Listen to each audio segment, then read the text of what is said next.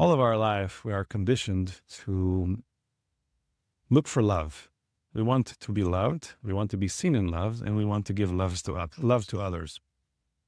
But it seems that from lived experience, that it's not as simple as the songs promise. And why is that? Why is it not so simple? Why are we always struggling, fighting, drama, negotiating things that should be very simple? Just offering love, being love, respecting the other, loving the other, holding the other, embracing the other.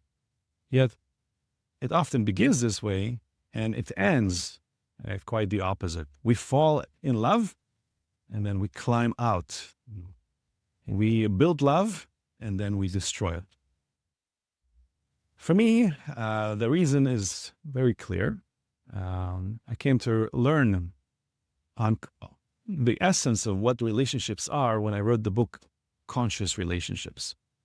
And today I want to talk about what is a conscious relationships and how it could bring to a revival to what love is supposed to be. At its core, if we are to keep doing the same thing again and again, hoping for different results, this is the definition of insanity. We try to find love again and again in the same ways. We try to give love in the same ways, and we always fail. What is the reason? It seems to me that relationships is really not as simple as they should. We both want the same things, yet we keep negotiating differently. This is because we really forgot what love is about. We are influenced by culture, by society, by religion. We look at roles in movies, and we look at how things should be. We look at how perfect picture of the future would bring us happiness.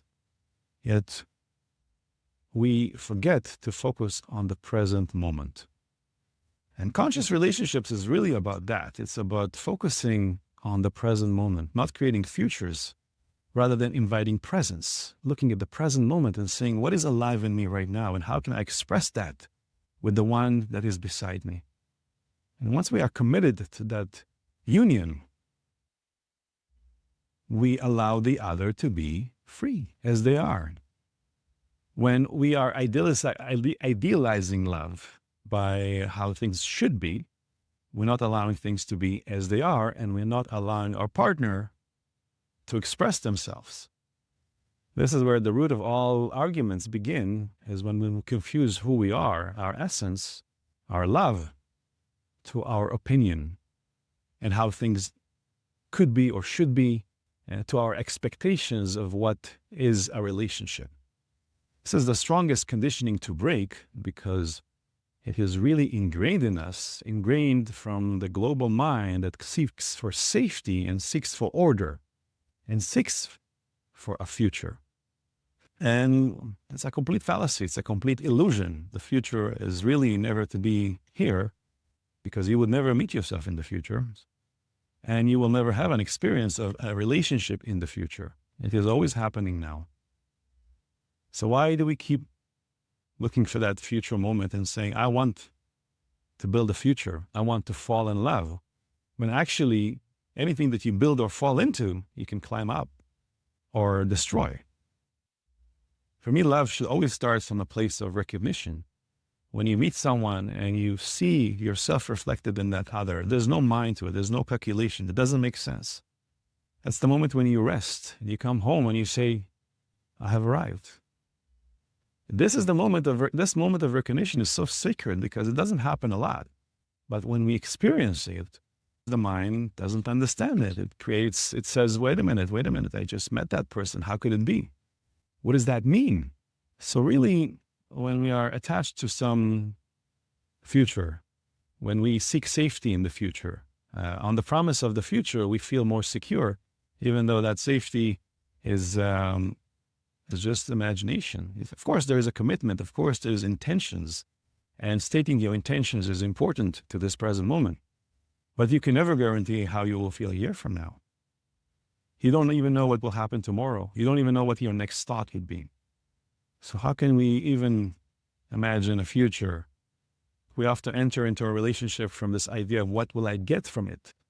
What will I get from it is a mind movement. It is not a heart movement. The heart overflows. It wants to give. But what will I get is definitely a mind that creates a transactional type of relationship, right? If I don't get anything from it, a future, a promise, an idea, an ideal, then what is it for me, right? And then we lose the essence of that person standing in front of us, wanting to love us.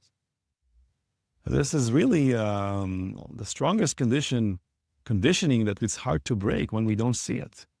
But once we shine a light on it, we can actually return to our center, stand steady in who we are. And from that place, we are secure to give the other freedom to be as they are. And if they choose to leave, we wish them all the best.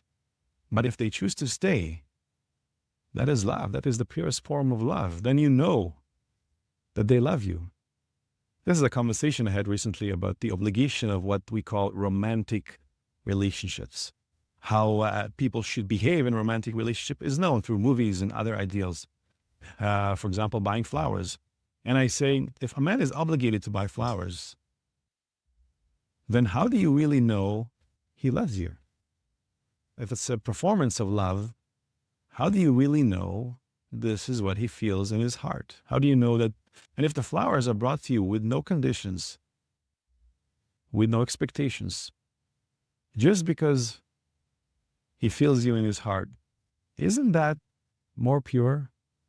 So if it becomes an obligation, you really lose yourself and you lose the relationship. Isn't that clear? I'm talking about flowers specifically, but it could be about anything. And we really, really have to put a straight line on that and to look at that clearly, because this is the reason why we always struggle in love. This is the fundamentals of conscious relationships. This is a very thin book, but it shouldn't be complicated. Love shouldn't be complicated, and I didn't want to write a long book. Just opening windows into the heart, this small book, to help us negotiate life better. Embrace what we really want in life, to be at peace, to feel joy, and to give love.